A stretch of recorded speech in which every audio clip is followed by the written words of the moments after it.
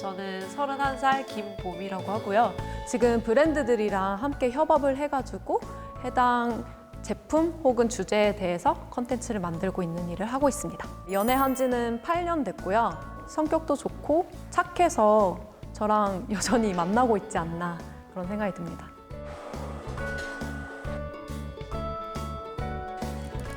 저는 28살 이창규라고 합니다. 지금 은행에서 고객 응대하는 업무를 하고 있습니다. 9년째 만나고 있는 여자친구가 있습니다. 고등학교 생활하면서 제가 좀 따라다녔던 것 같은데 저에게 있어서 항상 용기를 북돋아 주려고 하는 아주 고마운 존재입니다. 38살 김지수라고 합니다. 현재 경호원 및 경비 지도사 일을 하고 있고요. 3년 2개월째 연애 중입니다. 저를 첫눈에 반한 남자친구고요. 이해심과 배려심이 정말 깊어요. 그런 친구를 만나서 너무 큰 행운이라고 생각합니다. 연애는 필수, 결혼은 선택이라던가요? 일만큼이나 열심히 연애 중이라는 3명의 젊은이들이 모였습니다. 이들은 어떤 생각을 갖고 있을까요?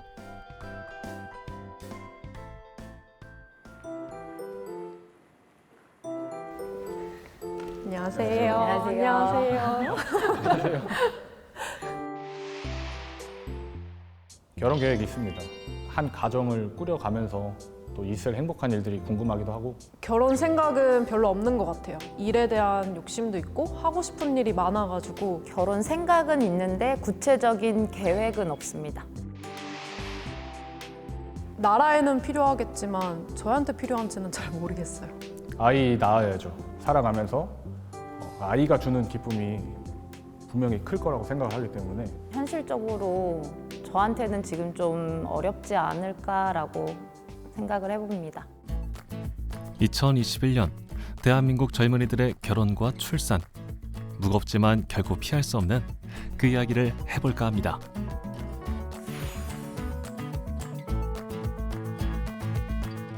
저는 사실 어렸을 때는 제가 당연히 26에는 이미 결혼을 했고 27에는 애를 낳았을 줄 알았어요. 네, 당연히 그런 줄 알았는데 26에 결혼은 무슨 취업도 못했는데 그렇다고 내가 취직을 할 것도 아니고 저는 그나마 취직이라도 했으니까 생각이라도 하고 있는 거고 고민이라도 하고 있는 건데 아직 취직 못한 친구들은 취직 걱정만 하고 있죠. 결혼에 대한 생각은 아예 없는 상태고 연애도 사치라고 생각하는 친구들도 좀 있는 것 같고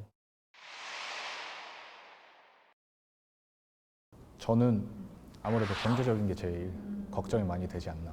집값도 많이 올랐고 저희 선배들도 보면은 이 정도 모았고 이 정도 급여면 옛날에는 결혼이 충분히 가능했거든요. 근데 요즘에는 예전 기준으로 봤을 때는 택도 없는 것 같아요. 지금 섣불리 했다가는 둘 다 힘들어질 수 있겠다. 그래서 막 그런 얘기도 많잖아요. 막 생각 너무 많이 하면 결혼 못 한다고. 네. 그냥 결혼해. 그니까. 그러면 돈 모여. 네. 데이트비 그렇게. 다 모여. 막 이렇게 집도 막 고민하지 말고 일단 사. 일단은 대출 있는 거 다 끌어모아서 다 받아서. 일단 사면 어떻게든 살아가게 된다. 이렇게 말을 하는데 저는 사실 막 결혼 생각 자체는 당장 없어도 집이 워낙 이슈니까 그쵸, 이거- 저도 부동산 어플이라든지 그런 거 실시간마다 거의 보는 것 같아요. 여기가 이렇구나. 약간 볼 때마다 좌절하잖아요. 저번 달에 봤는데 맞아. 이거 아니었는데 분명 숫자가 달랐는데? 네. 약간 이러면서. 앞자리 하나씩 바뀌어 있고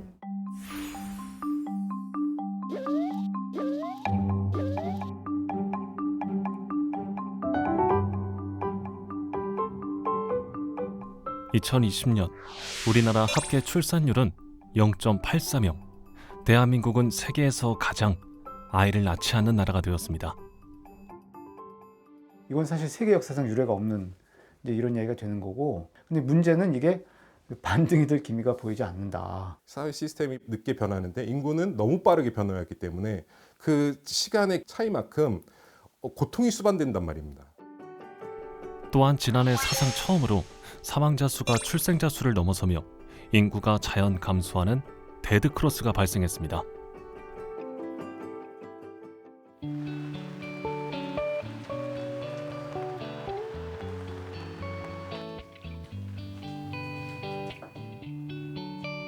온라인 마케팅 강사인 미애 씨는 새벽 4시 반부터 업무를 시작합니다. 유치원에 다니는 두 아이의 하원 시간에 맞춰 이른 퇴근을 해야 하기 때문이죠. 짧은 시간 안에 내가 하고 싶은 일들을 다 해야 되는데 시간이 부족해서 어쩔 수 없이 이 방법밖에 없다라고 생각했어요. 시간을 확보해서 내가 하고 싶은 일을 꼭 해야겠다. 2시간여 새벽 업무를 마치면 엄마로 돌아와 아침을 준비할 시간입니다. 이제 애기 일어나기 전에 뭐 먹을 거 아침밥 준비하고 그다음에 또 이제 애기 일어나는 순간부터는 또 애기도 보면서 이제 챙겨야 되기 때문에 빨리빨리 해야 돼요. 이제 애기 일어나기 전에. 진우 일어났어요? 엄마. 진우 잘 잤어요? 지금 쉬어요. 4살 난 둘째 진원이가 먼저 일어났습니다. 아직 엄마 품에 안기는 걸 더 좋아하는 나이지만 아침 기상만큼은 혼자서도 제법 잘합니다. 방에 가서 놀고 있어요? 방에 가서 놀고 있어요? 엄마 진우 맘마 해야지. 7시 반, 첫째 딸을 깨워야 할 시간입니다. 석다연, 우리 공주님 일어나세요. 다연아, 키 큰다, 키 큰다. 석다연. 엄마 5분 있다 온다. 6살 난 다현이는 잠투정이 많습니다. 다현이를 깨우는 일은 아침 일과 중 가장 힘든 일이죠.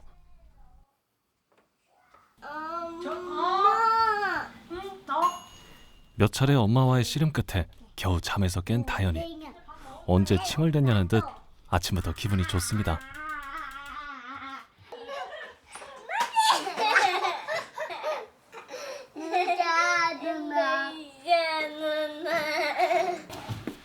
그 사이 남편 봉일 씨가 도착했습니다. 태권도장을 운영하는 봉일 씨는 운동을 좋아합니다. 매일같이 새벽 6시에 나가 헬스와 축구를 하고 8시에 돌아오죠. 속으로는 좀 아침에 좀 안 나가고 좀 도와주면 같이 이제 육아를 하고 어떤 준비를 하면 좋겠는데라는 생각을 하면서도 또 사실 운동이라는 게 나쁜 게 아니고 뭐 건강을 위해서도 좋은 거고 미안한 생각이 들어서 운동 끝나고 와서 더 열심히 주말에 이제 아이들과 함께 놀기 위해 체력을 키우고 있습니다. 아이들의 등원과 하원을 모두 맡고 있기에 미애 씨의 일과는 철저히 아이들에 맞춰 들어갑니다. 정신이 없어요. 항상 정신이 없어요. 그래서 막 헐레벌떡 항상 해갖고 이제 애들을 탁 보내는 순간 이렇게 좀 뭔가 이렇게 숨을 쉬는 것 같은 그런 느낌이 항상 들어요. 시댁이나 친정의 도움이 없는 상황에서 일과 육아를 병행하기란 생각보다 힘든 일입니다.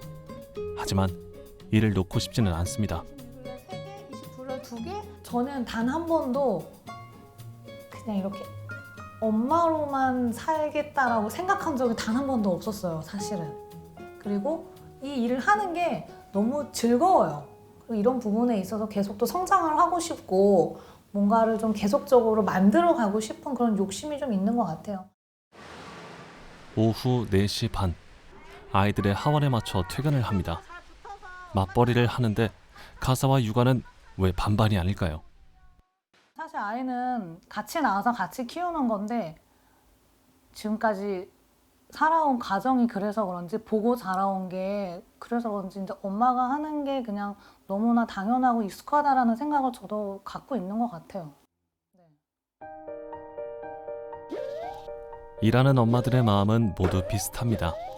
항상 지치고 가끔 삶이 고달프다 느껴지며 때로는 녹아내리는 기분이 들기도 하죠.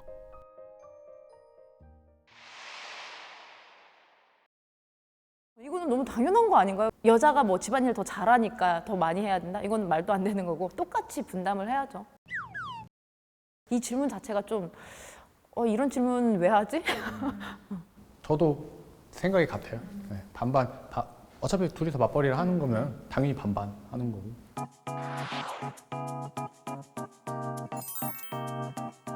(3시간 7분이지 않을까요?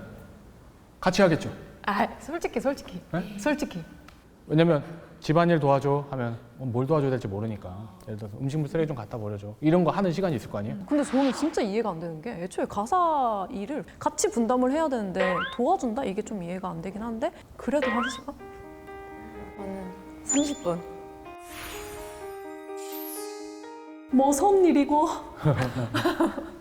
내가 생각했던 거랑 좀 다르구나. 어떻게 이런 결과가 나오지? 그러니까 결국은 이게 뭔가 가사를 도와준다는 개념으로 하니까 그런 것 같아요. 우리나라만의 문제라고는 생각 안 해요. 저는. 그러니까 이게 다 바뀌어야 돼요. 다 바뀌어야 돼요. 맞아요. 근데 저 궁금한 게 있는데 아까 그 수치가 약간 OECD 국가 중에 제일 낮은 거 아니에요?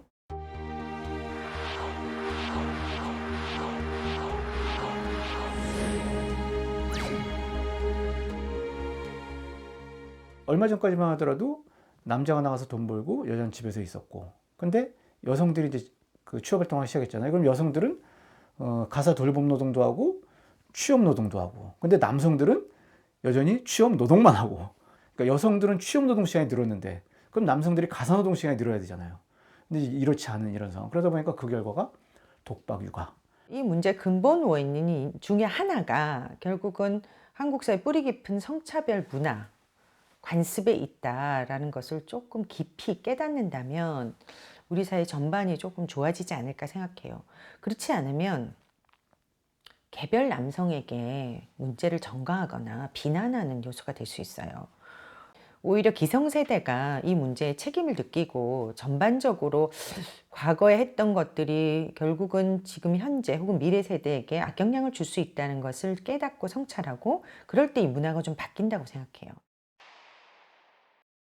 저희 회사는 여직원분들은 육아휴직 다 당연히 다 쓰시는 걸로 분위기는 형성이 되어 있고, 남자 육아휴직 제도도 있어요. 저희도 있는데 아직까지 쓰신 분을 보질 못했어요. 저희 회사의 역사적으로도 아직까지 한 번도 쓰신 분은 없었다 이렇게 얘기를 하는데, 다들 직원들이 얘기하는 게 누군가 한 명 스타트를 끊으면 또 문화가 정착되지 않을까. 저는 자신이 없어요. 네.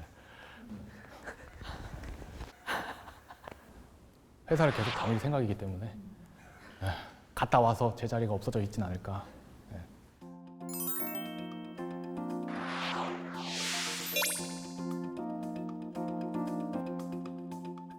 육아휴직을 간다고 해도 눈치 주고, 육아휴직 갔다 오고 나서 승진을 말해? 네가 제정신이야? 약간 이런 소리를 하는 것 자체가 아이를 키우는 거에 대해서 중요하다고 생각을 안 하고 있으니까 그거에 대한 우선순위가 되게 낮다 보니까 그런 것 같다는 생각이 들었어요.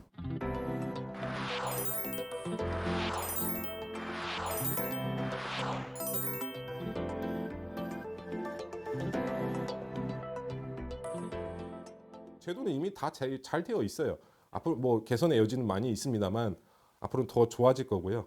근데 그에 앞서서 이런 문화라는 것은 결국 인식의 변화인데, 나 때는 뭐 이런 거 생각도 못했어 이런 말씀을 하시면 어떻게 쓰겠습니까? 그러니까 남성들이 직접 하고 싶어도 하지 못하게 하는 사회 분위기가 있단 말이에요. 그러니까 직장에서는 사실은 선배나 혹은 상사들이 이것을 적극적으로 활용할 수 있게 해주고, 또 그렇게 활용하는 젊은 남성 세대를 칭찬해주고, 그것 때문에 사실 우리 사회가 안전하고 또는 아이들이 안전한 사회가 될 수 있다라고 이해해주고 독려해야 될 문제라고 저는 생각해요.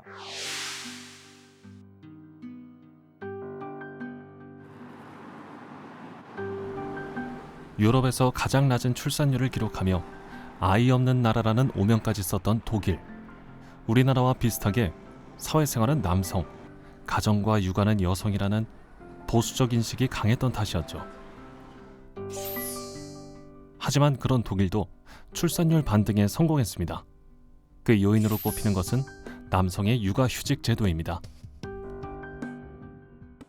In Deutschland eine ganz große Debatte darüber, was das denn für Väter, für Unternehmen bedeutet. Und da wurde die Sorge war sehr groß, dass gesagt wurde, man kann natürlich, die Väter, die können nicht einfach so aus dem Unternehmen raus, das gefährdet den Unternehmensablauf, aber mittlerweile ist es eben so, dadurch, dass das fast normal geworden ist, dass auch Väter Elternzeit nehmen, dass sich die Unternehmen darauf eingestellt haben. Und das ist ein ganz wichtiger Schritt, den Gesellschaften, denke ich, machen müssen. 벨기움 씨가 두 딸과 함께 장을 보러 나왔습니다. 요즘은 아내보다 아이들과 함께하는 시간이 많습니다.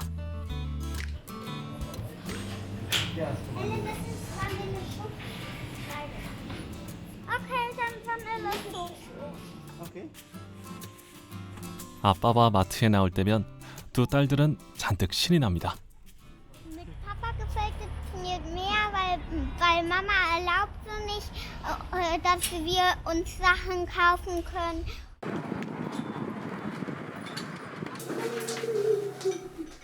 벨기움 씨 부부는 맞벌이를 하고 있습니다. 요즘은 아내의 퇴근이 늦어 벨기움 씨가 주도적으로 집안일과 육아를 담당하고 있는데요. 혼자서도 큰 어려움이 없는 건 두 번의 육아 휴직 경험 덕분입니다. Ich tue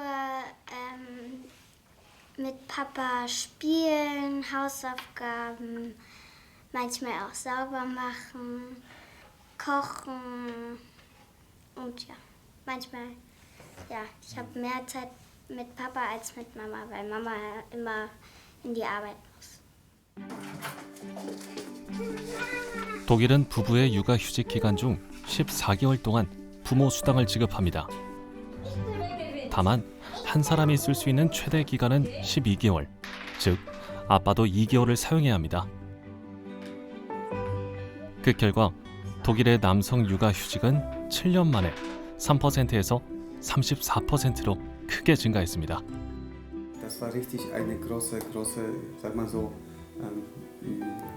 ein Glück, mit den Kindern dabei zu sein. Ja?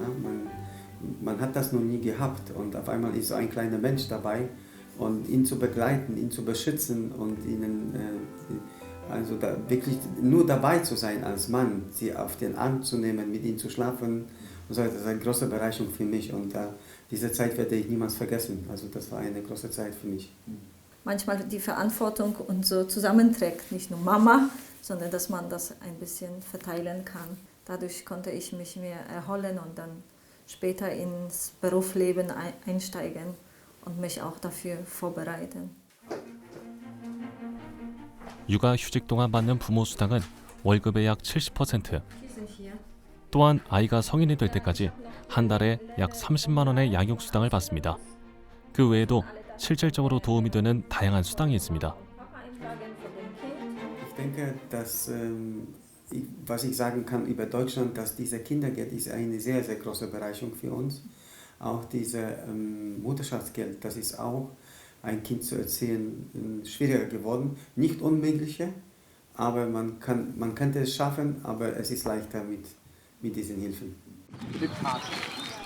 특히 독일은 오래전부터 탄력근무제가 정착된 덕분에 남성이 육아에 참여하는 사회 분위기가 자연스럽게 형성되었습니다. Allerdings nur 25, also ungefähr 30 Stunden die Woche. Ja? Also wir können es gut verbinden, weil wir beide nicht Vollzeit arbeiten. Ich bin Sprachtherapeutin, also Logopädin, und mein Mann arbeitet am Krankenhaus als Krankenpfleger. Es gibt halt verschiedene Tarife. Also was ich schon mal nicht schlecht finde, ist man kann, es gibt den Partnerschaftsbonustarif, da kann man mit dem Partner zusammen auf 30 Stunden reduzieren. Das geht dann über 4 Monate und dann können beide Partner 30 Stunden arbeiten. Und das ist, finde ich, ganz gut, gerade für den Berufseinstieg wieder, um sich zu finden als Familie. Und finde ich nicht schlecht. Also das finde ich ist eine ganz tolle Unterstützung. 독일만 예를 들더라도 벌써 60년대에 주 40시간. 그리고 이제 80년대 정도면은 이제 탄력근무 이야기가 나와요. 돌봄 이슈가 등장하기 전에 이미 노동시장, 일하는 시간, 노동시간이 짧아졌고 탄력근무가 정착을 한 거예요. 어린아이들을 가진 가족 같은 경우에는 엄마든 아빠든 마음 먹으면 4시에는 아이를 찾으러 올 수 있는 그런 어떤 뭐 육아휴직부터 시작해서 이제 탄력근무, 이제 이런 그 노동시장 구조가 정착이 돼야 되죠. 과거 저출산 위기를 겪은 뒤 아이를 낳으면 국가가 키운다는 철학으로 적극적인 정책을 추진한 프랑스. 그 결과 출산율은 꾸준히 올라 유럽연합 평균인 1.6을 웃돌고 있습니다.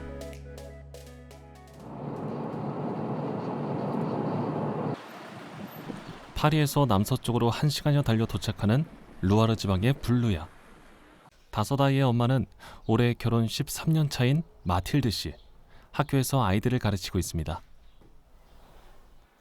Après, je m'étais dit que ça dépendrait un peu de ce que nous réservait la vie, parce que voilà. Mais dans la mesure où on n'a eu aucune difficulté à en avoir, ils sont venus assez naturellement tous ces enfants et assez rapidement. Donc voilà, ça posait pas de problème. C'est le bonheur de les voir grandir, en fait, qui est comme ça. On se pose pas la question, en fait. Et en fait, à chaque âge, la manière de grandir est différente. Donc en fait, avec plusieurs enfants, c'est aussi un éternel recommencement. C'est un éternel recommencement aussi, oui, d'une certaine manière. 7 식구의 식사를 준비하는 건 보통 일이 아니죠. 그래서 5아이들이 번갈아 손을 보탭니다. Non, tu mets la table que pour toi. C'est pas très sympa ça. 오늘 식사 당번은 3살남 막내딸 블랑쉬입니다.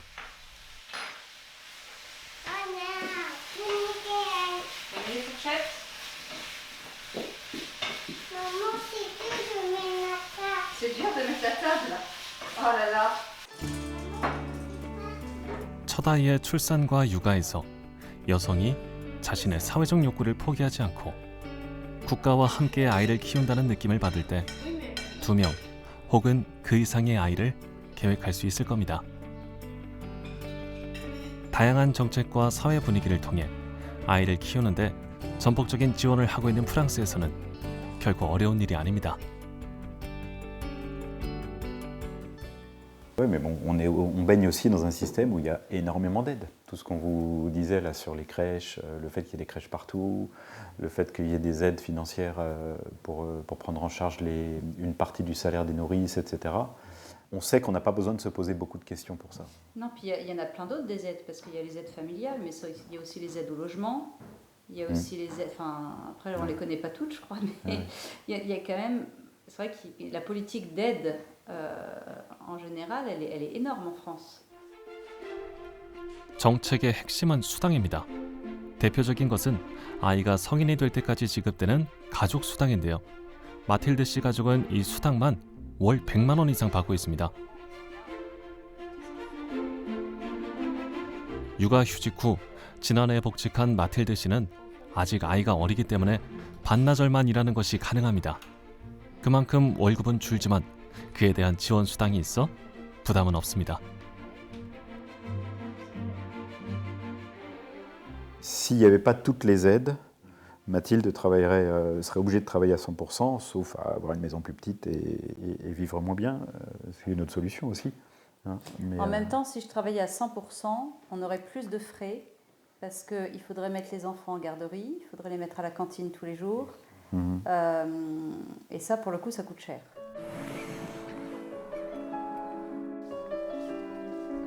결혼과 출산은 개인의 선택이죠. 하지만 한 가지 분명한 건 결코 포기의 대상이 되어서는 안 된다는 겁니다. 그러기 위해선 국가의 재정적 지원과 육아에 대한 사회적 배려가 뒷받침되어야 합니다. En fait, moi, j'aurais pas imaginé de toute façon une maison sans cris, sans rire, sans... Voilà, donc le bonheur, c'est qu'il y a de la vie dans la maison tout le temps. En fait, ça va, ça vient, ça se dispute, ça rigole, ça joue ensemble. C'est quand même ça le bonheur. 프랑스에서 일하는 여성은 아이를 출산하고 약 1년 후 대부분 복직합니다. 출산이 여성의 사회 활동을 막지 않는다는 뜻이죠. Ce qui caractérise la France, je pense, c'est qu'il y a une politique d'ensemble, qui est une politique familiale, mais qui est aussi une politique de l'emploi, qui permet aux parents et notamment aux mères de travailler et d'avoir des enfants. Elles ne sont pas obligées de choisir entre les deux. Elles peuvent avoir des enfants, même avoir plusieurs enfants, et continuer leur activité professionnelle. En France, on va dire qu'on a à la fois un taux d'emploi féminin élevé, un taux de travail à temps partiel modéré et un taux de natalité élevé aussi. 동거 문화를 제도권 안으로 끌어들인 것 또한 프랑스 출산율 상승의 요인으로 꼽힙니다. 전통적 결혼 제도에 집착하지 않고 여러 형태의 가족 구성을 인정하는 것이죠.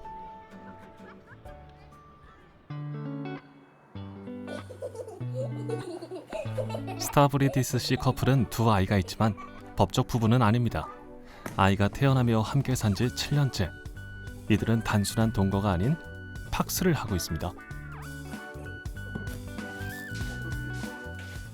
Donc c'est un récépissé donc de l'enregistrement de la déclaration conjointe des partenaires du pacte civil de solidarité. 팍스란 동거 커플을 새로운 가족 형태로 인정해주는 제도로 세제, 사회보장, 육아 등의 혜택이 있어 결혼한 부부와 동등한 대우를 받습니다. Bah c'est comme si on était mariés, mais sans les soucis. Non, sans les dépenses et sans voilà. C'est un lien, c'est quelque chose qui fait que ça permet d'avoir un lien sur le papier pour les enfants en fait. 결혼에는 생각이 없지만 아이는 낳고 싶었던 두 사람. 팍스는 아이들을 위해 필요한 최소한의 절차였습니다. C'était pas quelque chose qui nous intéressait. On voulait pas aller trop dans le mariage, le religieux, le civil. Il y a moins de pression que pour le pression, mariage. Ouais. Psychologiquement, hein, c'est juste. Moi, je pense qu'il y a moins de. Ouais, pour moi, il y a moins de pression que le mariage. 스타브리디스 씨의 어머니 세대에서는 상상할 수 없는 제도지만 그렇다고 동거 문화를 이해하지 못하는 건 아닙니다. Moi, ma génération, c'était autre chose.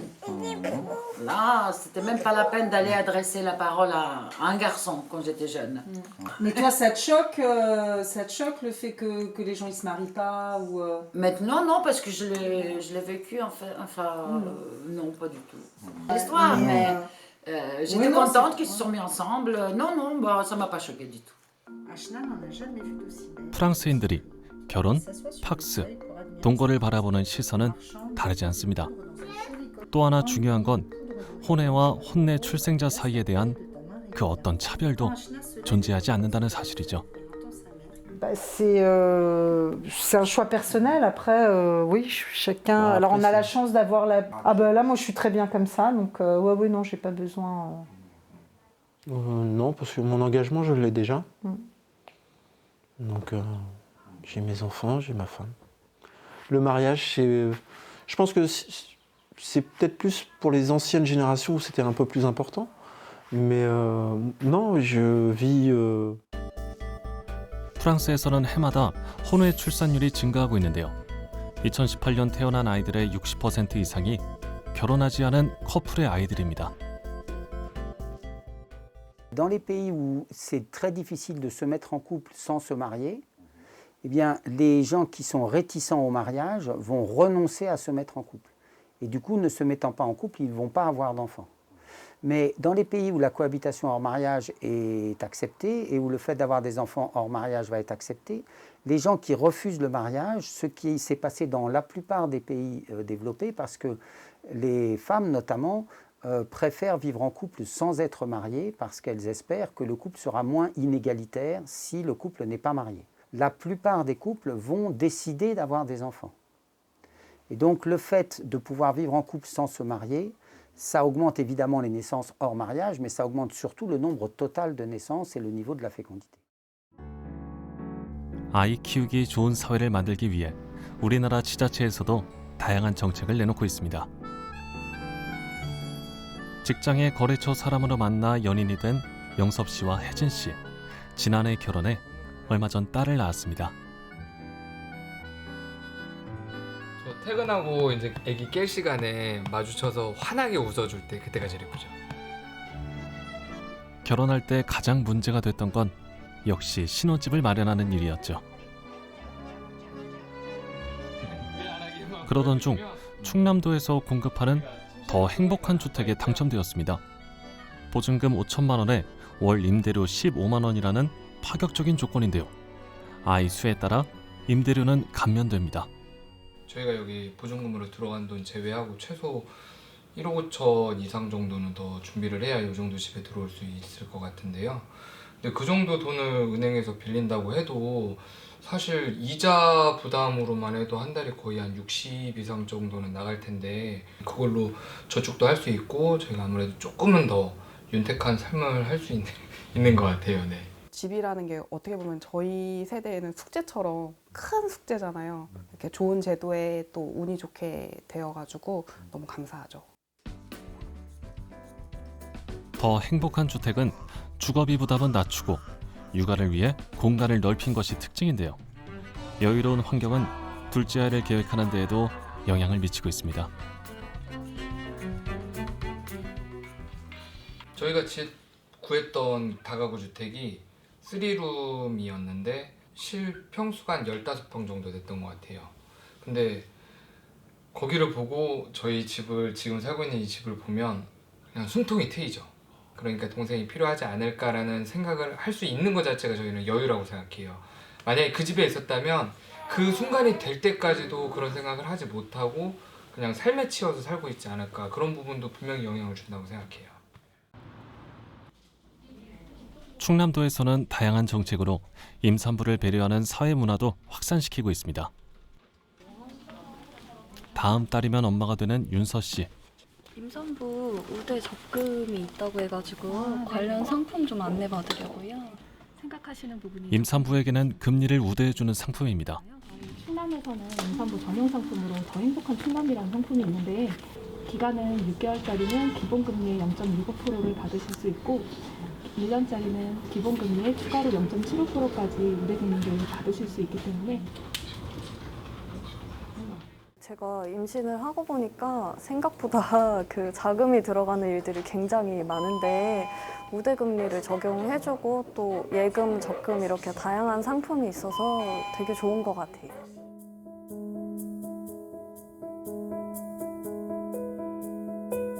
우리 사회가 앞으로 어떠해야 될 것인가 혹은 지금 우리 사회가 어떤가에 대한 저는 지표라고 생각해요. 건강하고 행복한 아이들이 많이 태어나고 또 그들이 진짜 안전하게 살아갈 수 있다면 우리 사회는 정말 살만한 사회잖아요. 출산과 인구 문제를 논의함에 있어서 몇 명이 태어날 건지 이런 문제도 중요하지만 그에 앞서서 이 태어난 아이들이 어떻게 살아갈 것인지, 얼마나 행복한 삶을 살 것인지 고민이 필요한 시점이지 않을까 생각합니다. 아이는 다 같이 키워야 키울 수 있다.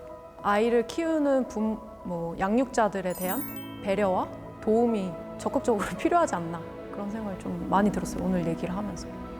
단순히 내가 생각하고 있는 것만 정답이 아니구나. 다른 사람들도 다른 생각을 가지고 있을 수 있구나. 그렇기 때문에 좀 더 서로 간의 이해가 필요하지 않을까. 나와 배우자만의 그런 관심과 배려로 끝나는 게 아니라 내 주변의 그런 직장 동료, 그리고 정말 내 가까운 이웃들까지도 그런 부분에 있어서 조금 더 관심을 가져주고 정책적인 부분에서 지원이 더 마련이 된다면 저도 결혼과 출산 충분히 가능하다고 봅니다. 한 아이를 키우려면 온 마을이 필요합니다.